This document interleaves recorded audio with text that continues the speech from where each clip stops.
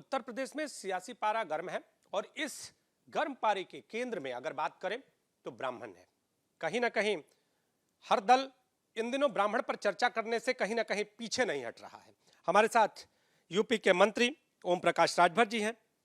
मंत्री जी, ये जो ब्राह्मण पॉलिटिक्स है, क्या लग रहा है जैसे इसकी शुरुआत होती है? सवाल मेरा एक समय से है कि जब ब्राह्मणों का एक कार्यक्रम होता है, वहां पर बाटी चोखा का कार्यक्रम किया जाता है, उसके बाद से ये पूरी हवा बहने लगती है, राजनीतिक हवा हम इसे कहेंगे। आपको क्या लगता है? देखिए, देश के हर काम में ब्राह्मण आगे रहता है। अगर हम शुरू करें भोजन से भी, तो कहीं भी कोई कार्यक्रम होता है तो रीति रिवाज के हिसाब से भी पहले ब्राह्मण को खाना खिलाया जाता है, तब उसके बाद सब लोग खाना खाते हैं। उसी तरह जो सियासत है,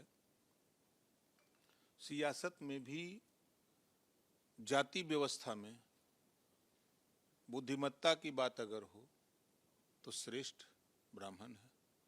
तो अगर हर क्षेत्र में अगर ब्राह्मण की चर्चा न हो तो बेकार है। चर्चा इसलिए है मंत्री जी कि आपके भारतीय जनता पार्टी के प्रदेश अध्यक्ष पंकज चौधरी ने एक नोटिस दिया। एक यहाँ पर पहले बाटी चोखा होता है, फिर बाटी चोखा का भोज हुआ, फिर उसके बाद उनका नोटिस गया। तो क्या लग रहा है जैसे ये पूरा मामला सामने आया, उसके बाद क्या लग रहा है प्रभाव पड़ेगा क्या भारतीय जनता पार्टी को? चूंकि बसपा की सुप्रीमो भी अब ब्राह्मणों के पक्ष में, समाजवादी पार्टी अलग एजेंडा लेकर चल रही है, चूंकि आप एनडीए से जुड़े हुए हैं, तो आपको लग रहा है कि इसका कोई प्रभाव एनडीए पर पड़ेगा? देखिए, प्रभाव अभी तक कोई ऐसा सिचुएशन नहीं है, क्योंकि समाजवादी पार्टी ने जिस तरह धोखा दिया है ब्राह्मण को, बैकवर्ड को, शेड्यूल कास्ट को, माइनॉरिटी को, मतलब धोखा जिस तरह दिया है, तो उधर कोई जाने को तैयार नहीं है। नेता टिकट के लिए भले चले जाए, लेकिन जनमानस नहीं। लंबे समय से डिमांड रही भगवान राम के मंदिर बनाने की, उसको पूरा एनडीए सरकार मोदी जी ने किया। लंबे समय से लोगों की चाहत थी कि देश में और प्रदेश में भाजपा की सरकार आवे, तो लोगों ने मिलकर बनाई। स्वाभाविक है कि जहां इतना बड़ा परिवार के रख रखाव होता है, 145 करोड़ परिवार पूरे देश में, तो कहीं न कहीं कोई न कोई विसंगति अगर है तो उसको दूर किया जाएगा। दूर करने की जरूरत है, आपको लगता है? निश्चित है। कुछ है, दिक्कत है? हाँ, जो दिक्कत है उसको, ब्राह्मणों का नुकसान हो रहा है भारतीय जनता पार्टी को, आपके जो सहयोग? नुकसान नहीं हो रहा है, कुछ विसंगति है, उसको दूर करने की जरूरत है। अच्छा, उस घटना के बाद क्या लग रहा है? जैसे नोटिस जाता है तो आपको, आप भी इस फील्ड में रहते हैं, आपको ऐसी सूचना आई कि ब्राह्मण समुदाय भारतीय जनता पार्टी से नाराज चल रहा है तो क्यों चल रहा है?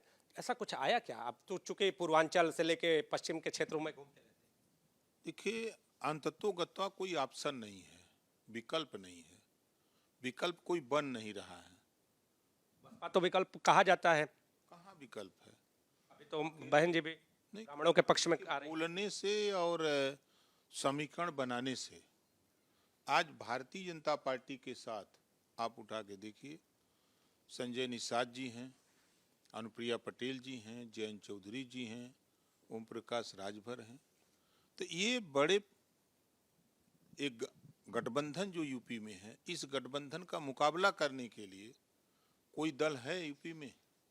अकेले क्या संभव है? सपा कर सकती है, बसपा कर सकती है, अकेले नामुमकिन है। इस नाते हमेशा जो ताकत को ही लोग सलाम करते हैं, ताकत के साथ ही रहते हैं।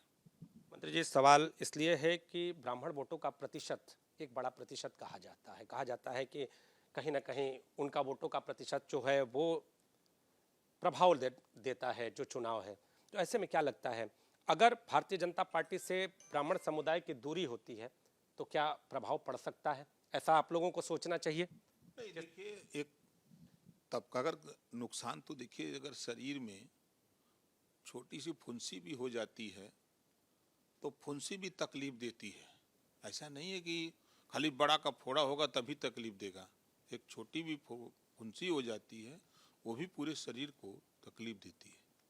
तो एक अगर कोई ना कहीं कोई दिक्कत तो निश्चित है कि अगर एक भी आदमी जाता है तो वो अपने साथ सैकड़ों लोगों को लेके जाता है।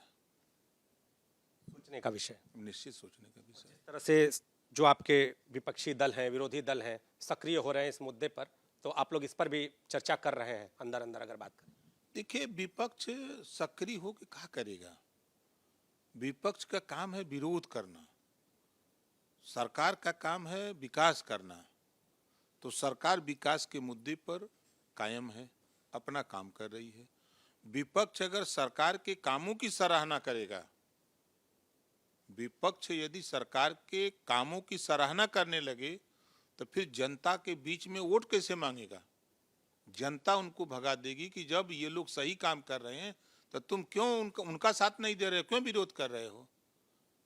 इस नाते विपक्ष का चाहे कोई भी व्यक्ति हो, हमेशा सरकार के सही काम का विरोध वो करते हैं। विपक्ष, एक समय था कि विपक्ष सरकार कोई काम करे, कहीं कोई गलती हो रही है कि ये गड़बड़ हो रहा है तो उसको सुझाव देते हैं कि ये देखिए आप काम कर रहे हैं अच्छा है, लेकिन ये गड़बड़ी हो रही है, इसको सुधार लीजिए। ये पहले का था। अब का एक टारगेट हो गया कि हम चाहे आप अच्छा करो तो विरोध करेंगे, हम मानेंगे नहीं। विधानसभा सत्र शुरू होने वाला है, बजट सत्र क्या है इस बार बजट में आपके और आपके सहयोगी दलों? पूरा बजट देखिए, जो जो विभाग हैं, बजट सभी विभागों को भरपूर बजट मिलता है। अब उस विभाग के सभी अधिकारी और मंत्री का दायित्व है कि उस बजट को अपने जो विभाग है उस विभाग में जो काम मिले उस काम को मजबूती से करके हम लोग विकास करते हैं। इस बार विपक्ष एसआईआर के मुद्दे को लेकर, इसके अलावा विकास के मुद्दे को लेकर काफी आक्रामक हो सकता है, ऐसी संभावना जताई जा रही है। आप लोग भी तैयारी में हैं? हम लोग 24 घंटा तैयार रहते हैं। विपक्ष जो आरोप लगा रहा है, देखिए वो चुनाव आयोग एकदम क्लियर कट हर दूसरे तीसरे उसका बयान आ रहा है कि जिसका नाम काटा जा रहा है, जब तक वो नहीं कहेगा, उसके मोबाइल पे बात करके जब तक कंफर्म नहीं हो जाएगा तब तक नाम नहीं काटा जाएगा। ये विपक्ष के लोग बूथों पर वोट बढ़वाने का, वोट कटवाने का, नाम संशोधन का ये काम भी करते हैं, लेकिन सड़क पर आकर के ये विरोध करते हैं, जनता में दिखाते हैं कि ये गलत हो रहा है। गलत हो रहा है तो सबूत तो पेश करो। चुनाव आयोग ने मांगा कि आप कह रहे हो नाम काटा जा रहा है, तो आप दो दस्तावेज कि हम इतने नाम काटे गए, तो कोई तो दिया नहीं।